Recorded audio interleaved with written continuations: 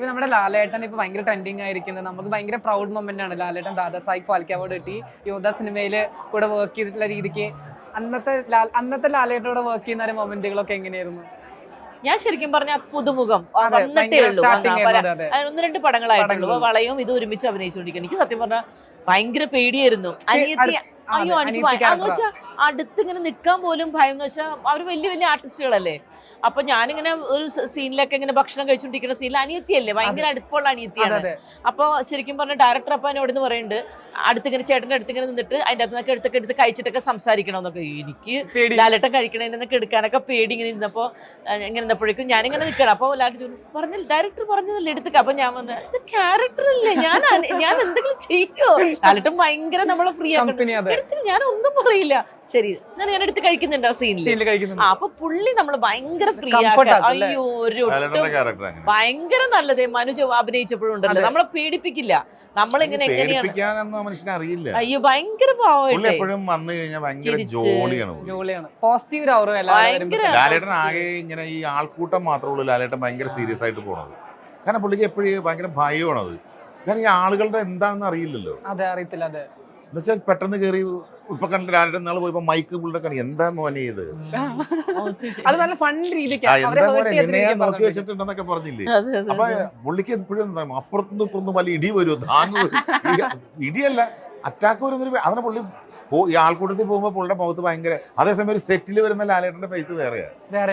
സെറ്റിൽ വരുമ്പോ നമ്മള് ഫാമിലിയിൽ നമ്മള് ദൂരെ നിന്ന് ഇങ്ങനെയൊക്കെ വിഷ് ചെയ്യും.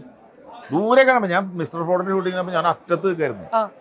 അറ്റത്ത് എന്തോ ഒരു എന്ത് ചായ കുടിച്ച് നോക്കുമ്പോൾ ലാലേട്ടൻ വലിയൊരു ഹോളായിരുന്നേ. തൃപ്പൂണിത്തുറ ഒരു വലിയ കോവിലകമായിരുന്നു. അപ്പോൾ അറ്റത്തിൽ ലാലേട്ടൻ ഇങ്ങനെ വന്നപ്പോൾ അവിടെ കുറേ പേരോടൊക്കെ സംസാരിക്കേണ്ട ഇടയ്ക്ക് ഞാൻ പെട്ടെന്ന് ഇങ്ങനെ അവിടെ നിന്ന് ഞാൻ ഇങ്ങനെ നടന്നു വരണ്ടേ.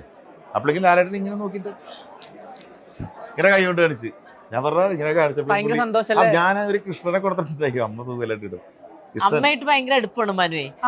ഞങ്ങളിപ്പോ അമ്മ സുഖമില്ലാണ്ടിരുന്നപ്പോ ഞങ്ങള് പോയി കാണാൻ പോയി. അമ്മ ഹോസ്പിറ്റലില് കാണാൻ പറ്റില്ല, അമ്മ ICU ലാലേട്ടൻ ഉണ്ടായിരുന്നു. അപ്പൊ ഞങ്ങള് മനു കൊണ്ടുപോയിട്ട് മനുവിന്റെ കയ്യിൽ എപ്പോഴും കൊണ്ടുവന്നിരുന്ന ഒരു കുഞ്ഞു കൃഷ്ണനുണ്ട്.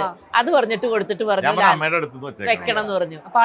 ലാലേട്ടൻ പറഞ്ഞു തീർച്ചയായിട്ടും അങ്ങനെ കൊടുത്തത്. എന്നിട്ട് പിന്നീട് ഒരിക്കലും ഞങ്ങൾ ഒരുമിച്ച് കണ്ടപ്പോ ഉണ്ട് കേട്ടോ. പിന്നെയും കുറെ 2-3 വർഷം കഴിഞ്ഞ ഈ സംഭവം മിസ്റ്റർ ഫ്രോഡ് ചെയ്യണത് 2 വർഷം കൊണ്ടായി. അപ്പൊ അവിടെ നിന്നൊരു പുള്ളി ഈ ഇങ്ങനെ അടിച്ചിട്ടേ കുഞ്ഞി കൃഷ്ണൻ അവിടെ ഉണ്ടിട്ടോ. പിന്നെ ഞാനൊക്കെ ഫസ്റ്റ് ചെല്ലുമ്പോ എന്റെ അമ്മയൊക്കെ ഭയങ്കര പേടിയാണല്ലോ. അമ്മ കമ്മച്ചി ലാലേട്ടൻ കാണുമ്പോ തന്നെ ഓടി ഇങ്ങനെ. അപ്പൊ അമ്മ അവിടെ ഇരിക്കമ്മ അവിടെ ഇരുന്ന് എന്ന് വെച്ചാ എല്ലാവരെയും ഭയങ്കര കംഫർട്ട് ആക്കിയിട്ട് അങ്ങനെ ഒരു ഭയങ്കര നമുക്ക് പറയുന്ന ചില ആളുകൾ യങ്ങായിട്ടിരിക്കണം. ലാലേട്ടനും മമ്മൂക്കൊക്കെ ആ ഒരു ആറ്റിറ്റ്യൂഡിൽ പോണവരാ. ലാലേട്ടനൊക്കെ ഇപ്പൊ ചെറുപ്പത്തിലേക്ക് പൊക്കോണ്ടിരിക്കണ്ടില്ലേ. 10 വർഷം മുമ്പുള്ള ലാലേട്ടനല്ല, 10 വർഷം കഴിഞ്ഞു, പുള്ളി വയസ്സ് കുറഞ്ഞു. വേറെ കാര്യമുണ്ട് മോനെ, എല്ലാവർക്കും ഇങ്ങനെ ആവാൻ പറ്റില്ല. അല്ല, ലാലേട്ടൻ എപ്പോഴും പറയുന്നത് വെച്ചാല് പുള്ളിയെ സംബന്ധിച്ചിട്ട് ജീവിതത്തിൽ ഒരുപാട് ഇപ്പൊ അടുപ്പിച്ച് 6 വർഷം ഒരു സൂപ്പർ താരത്തെ സംബന്ധിച്ചിട്ട് പരാജയങ്ങൾ മാത്രമേ ഉണ്ടായിട്ടുള്ളൂ. ലാലേട്ടൻ ഭീകര പരാജയം എടുത്തു ഉടുക്കായിരുന്നു ലാലേട്ടൻ. മലൈക്കോട്ട വാലിബൻ അടക്കം ചിത്രങ്ങളിലെ ലാലേട്ടനെ ഉടുത്തു സോഷ്യൽ മീഡിയ. ഉടുത്തെന്ന് പറഞ്ഞാൽ ഇതിന്റെ അപ്പുറത്തേക്ക് ഒന്നും പറയാനില്ല. അത്രയും പറഞ്ഞിട്ടും ആ മനുഷ്യന്റെ മുഖത്ത് ഒരു വിഷാദച്ചാവി നിങ്ങൾ എവിടെയെങ്കിലും കണ്ടിട്ടില്ല? ഒരു ഫംഗ്ഷന് വരുമ്പോൾ പുള്ളി പുഞ്ചിരിയോടെ. അപ്പോൾ പലരും ലാലേട്ടനോട് ചോദിക്കും, ലാലേട്ടൻ മോനെ അത് ഒരു സിനിമ പരാജയപ്പെടും വിജയിക്കും, അതിന് ഞാൻ ഒന്നും ചെയ്യാറില്ല, ഞാൻ അതിനെക്കുറിച്ച് അവർക്ക് ചിന്തിക്കാറില്ല. അല്ല, ഇപ്പൊ കഴിഞ്ഞ ദിവസം ലാലേട്ടൻ ഒരു ഇന്റർവ്യൂലേക്ക് കണ്ടപ്പോൾ എനിക്ക് ഭയങ്കര പ്രചോദനം തോന്നിയെന്ന്. ഇപ്പൊ നമുക്ക് ദാദാ ഫാൽക്കെ അവാർഡ് കിട്ടിയപ്പോഴോ അദ്ദേഹത്തോട് ഡൽഹിയിൽ വന്ന് ഇറങ്ങുമ്പോൾ ചോദിക്കുകയാണ്, ഇത്രയും ഹൈറ്റ്സിലേക്ക് പോകുമ്പോഴേ ഇങ്ങനെ ഇത്ര വിനയത്തോടെ നിൽക്കാൻ പറ്റും? അപ്പൊ പുള്ളി പറഞ്ഞില്ലേ, മോനെ എത്ര മോളിൽ പോകുമ്പോഴും നമ്മൾ താഴേക്ക് തന്നെ നോക്കിയിരിക്കണം, കാരണം ഇത് ഇടയ്ക്ക് താഴേക്ക് വരുന്നുണ്ടേ. അപ്പൊ അവിടെ ആരും ഉണ്ടാവില്ല. അപ്പൊ നമ്മൾ എപ്പോഴും എത്ര മേളിലേക്ക് പോകുമ്പോഴും താഴെ നമ്മൾ എപ്പോഴും അവിടെ ആയിരിക്കണം. നമ്മൾ ഏറ്റവും അല്ലെ എല്ലാവരുമായിട്ടും സന്തോഷത്തിലും ഹാപ്പി ആയിട്ടിരിക്കേണ്ടത് ഏറ്റവും താഴെയിലാണ്. ഇടയ്ക്ക് പോവും, ഇടയ്ക്ക് താഴേക്ക് വരും. മമ്മൂക്കയും നമ്മളെല്ലാരും വരുമ്പോൾ ഭയത്തോടെ ഇങ്ങനെ നിൽക്കും. മമ്മൂക്ക എങ്ങനെയാണ്, പക്ഷെ മമ്മൂക്കയുടെ പെട്ടെന്നായിരിക്കും റിയാക്ഷൻസ്. മമ്മൂക്ക ചിലപ്പോൾ കോമഡി സ്റ്റൈലിലൊക്കെ നമ്മളെ ഗുഡ് മോർണിംഗ് ഒക്കെ പറയും. നമ്മളിങ്ങനെ മമ്മൂക്ക വരുമ്പോ മമ്മൂക്ക അങ്ങോട്ട് കയറി പറയാൻ നമുക്കൊരു ഗുഡ് മോർണിംഗ് നിൽക്കാന്നൊക്കെ പറയാൻ നമുക്കൊരു ഭയമുള്ളൂ. അപ്പൊ മമ്മൂക്ക ചിരിക്കുമ്പോ നമസ്കാരം അങ്ങനെ പറയാലോ.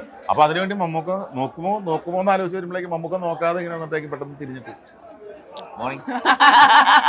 അങ്ങനെ ഒരു ദിവസം ഞാനിങ്ങനെ അവിടെ ഇരിക്കും, ഇവിടെ ഇങ്ങനെ ഇരിക്കുക മമ്മൂക്ക, ഞാൻ പേടിച്ചിങ്ങനെ അവിടെ ഇരിക്കട്ടെ. അപ്പൊ അവിടെ നിന്ന് മമ്മൂക്ക എന്നിട്ട് നമസ്കാരം. അപ്പം താമസം ഞാനിങ്ങനെ ഭഗവാനെ ഞാൻ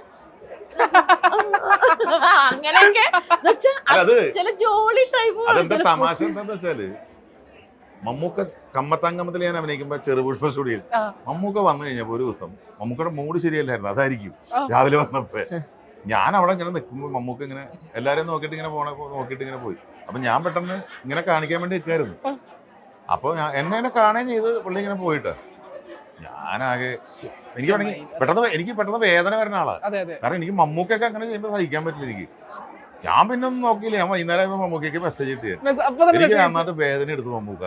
ഞാൻ ഭയങ്കരമായിട്ട് എന്റെ മനസ്സ് തകർന്നു പോയി. എന്നുവെച്ചാ ഇങ്ങനെ ഞാൻ ഒരു വേറൊന്നുമില്ല, മമ്മൂക്ക ഭയങ്കര നോക്കിയിട്ട് ഒരു ചിരി പോലും ചിരിക്കാണ്ട് പോയി. ഭയങ്കര സങ്കടം വന്നു എന്നൊക്കെ പറഞ്ഞ മെസ്സേജ് ഇട്ടു. അത് കഴിഞ്ഞ് മറുപടി ഒന്നുമില്ല. അടുത്ത ദിവസം ഷൂട്ടിങ്ങിന് വന്നപ്പോ ഞാനപ്പോ എന്ത് ചെയ്ത, ഞാനൊത്തിരി ചാടയില്ല, അല്ല ഞാനൊത്തിരി മാറിയിക്ക.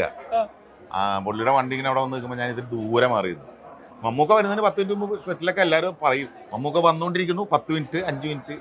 ഞാൻ എന്ത് ചെയ്ത് കുറച്ചും ദൂരെ മാറിക്കണ്ടോ, ഒരു മുളയൊക്കെ ഉണ്ട്, അതിന്റെ സൈഡിൽ പോയി ഇങ്ങനെ നിന്നു. മമ്മൂക്ക എന്നെ കാണണ്ട. അപ്പൊ മമ്മൂക്ക അവിടെ ഇറങ്ങിയിട്ട് ഇങ്ങനെ വർത്താനത്തിനിടയ്ക്ക് എന്നെ ഇങ്ങനെ കണ്ടു. അവിടെ നിന്ന് നടന്നിങ്ങനെ വന്നിട്ട് ഗുഡ് മോർണിംഗ് ഓക്കെ അത് മാത്രം മതി. ചിരിച്ചോണ്ട്. അപ്പൊ ഞാൻ പെട്ടെന്ന് കെട്ടിയിട്ടേ ഞാനെന്താ പറയേണ്ടത്, അങ്ങനത്തെ തമാശകൾ, അങ്ങനത്തെ കുസൃതികളാണ് ഈ സൂപ്പർ താരങ്ങൾക്ക്. ഓക്കെ, അതുപോലെ തന്നെ എപ്പോഴും ബിഗ് ബോസിന്റെ പ്രൊഡക്ഷൻ ലിസ്റ്റിൽ നിങ്ങൾ രണ്ടുപേരും കാണാനുണ്ട്. എന്നാണ് നിങ്ങൾ അടുത്ത സീസണിൽ പോകുന്നത്? ചിലപ്പോ ഞങ്ങൾ രണ്ടുപേരും ഓടിപ്പിച്ചായിരിക്കും അടുത്ത സീസൺ. ഞാൻ ഒരിക്കലും ചത്താലും പോവില്ല, 2 കോടി തരാൻ പറഞ്ഞാലും പോവില്ല. തല്ല് പിടിച്ച് തന്നെ ഞങ്ങള് പ്രശ്നമാവും. ഞങ്ങൾ തന്നെ ലക്ഷം കൊടുക്കും അങ്ങോട്ട് നോമിനേറ്റ് ചെയ്യും. ബീനച്ചേച്ചിക്ക് പോകാൻ ആഗ്രഹമുണ്ടോ? ശരിക്കും എക്സ്പീരിയൻസ് ചെയ്യണം ശരിക്കും ആഗ്രഹമുണ്ട്, പക്ഷെ പേടിയുമുണ്ട്. നിങ്ങൾക്ക് അപ്രോച്ച് വന്നിട്ടുണ്ടോ? അല്ല, കഴിഞ്ഞ ലിസ്റ്റിലും എനിക്ക് ഉണ്ടായിരുന്നു. എന്നെ അവിടെ നിന്ന് മറ്റേ ശ്വേതയൊക്കെ എന്നെ വിളിച്ച് പറഞ്ഞിട്ടുണ്ടായിരുന്നു ലിസ്റ്റിലുണ്ട്. അപ്പൊ എന്റെ അടുത്ത് അവർ ചാനലിൽ നിന്ന് പറഞ്ഞു. പക്ഷെ പിന്നെ ഒരു കാര്യമുണ്ട്, എന്റെ സീരിയലിന്റെ പ്രശ്നം എന്നറിയാവോ, ഞാനൊരു മെയിൻ ഒരു സംഭവത്തിലാണ് പോയിക്കൊണ്ടിരിക്കുന്നത് മൗനരാഗത്തില്. ഞാൻ എന്നെ വിട്ടുകൊടുക്കാനായിട്ട് ചിലപ്പോ എന്റെ പ്രൊഡ്യൂസർ സമ്മതിക്കുന്നുണ്ടാവും. പ്രശ്നം ചിലർക്കൊക്കെ റീപ്ലേസ് ചെയ്തൊക്കെ കുറെ പേരൊക്കെ പോയിട്ടുണ്ട്, പ്രശ്നമില്ലായിരിക്കും. പക്ഷെ ഞങ്ങളുടെ പ്രൊഡ്യൂസറിന് എന്നെ വിടാൻ എനിക്ക് തോന്നുന്നത് അതുകൊണ്ടായിരിക്കാം എന്ന് ഞാൻ വിചാരിക്കുന്നു. കഴിഞ്ഞ പ്രാവശ്യം ബിഗ് ബോസിൽ പോയാൽ ഭയങ്കര പ്രശ്നമായി പോകും. എന്നുവെച്ചാല് ക്യാരക്ടർ ബേസ് വളരെ സ്ട്രെയിറ്റ് ഫോർവേഡ് ആണ്, ആരെയും ചതിക്കില്ല, അല്ലെങ്കിൽ അങ്ങനത്തെ വൃത്തികേട് നാടകങ്ങളോ പൊറാട്ട് നാടകങ്ങളോ പരദൂഷണ കുൽസിതങ്ങളൊന്നും ഉണ്ടാവില്ല. താങ്ങാൻ പറ്റില്ല, മെന്റലി താങ്ങാൻ പറ്റില്ല. കാരണം അവിടെ വരുന്നവരുടെ ഏത് രീതിയിലുള്ള അറ്റാക്ക് ആണെന്നറിയില്ല, അത് താങ്ങാനുള്ള ശേഷി വേണം. അത് മെന്റൽ പവർ വേണം നമുക്ക്. അവിടെ നമ്മളത് ഉണ്ടാക്കിയെടുക്കും അല്ലേ? അവിടെ ചെന്നിട്ട് മോനെ അവിടെ ചെന്നിട്ട് ഉണ്ടാക്കാൻ ഇത് ചപ്പാത്തി മാവൊന്നും അല്ല കുഴച്ചിട്ട് ഉണ്ടാക്കാനായിട്ട്.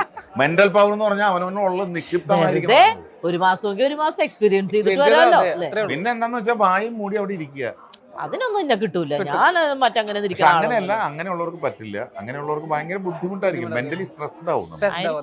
കാരണം അങ്ങനെ ഒരുപാട് പേര് അവിടെ മെന്റലി വീണ് പോയിട്ടുണ്ട്, മറ്റേ മെഡിക്കൽ റൂമിലേക്ക് കൊണ്ടുപോയിട്ടുണ്ട്. പറ്റണില്ലേ അവർക്ക് താങ്ങാൻ. ഇത് താങ്ങാനായിട്ട് കല്ലി വലിയ മൈൻഡ് ഉണ്ടെങ്കിലേ നടക്കുള്ളൂ.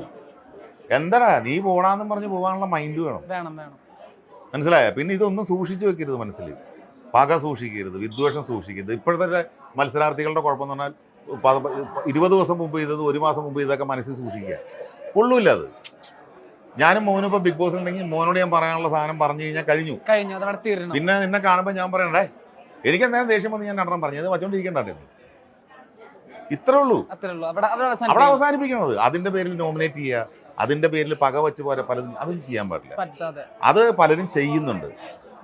ഇത് ഒന്നും ചെയ്യണം. ഞാൻ പറഞ്ഞില്ല, ഇത് സത്യസന്ധമായിട്ട് നിൽക്കുക, നല്ല വിൽ പവർ ഉണ്ടാവണം, ആരെന്ത് പറഞ്ഞാലും തളരാത്ത മനസ്സായിരിക്കണം. So thank you so much for joining. എന്തായാലും പ്രോഗ്രാമും സീരിയൽസിന്റെ അപ്കമിംഗ് പ്രോജക്റ്റ് ഒക്കെ അടിപൊളിയായിട്ട് നടക്കട്ടെ. എൻജോയ് ചെയ്തോ? ഓ ഓക്കെ.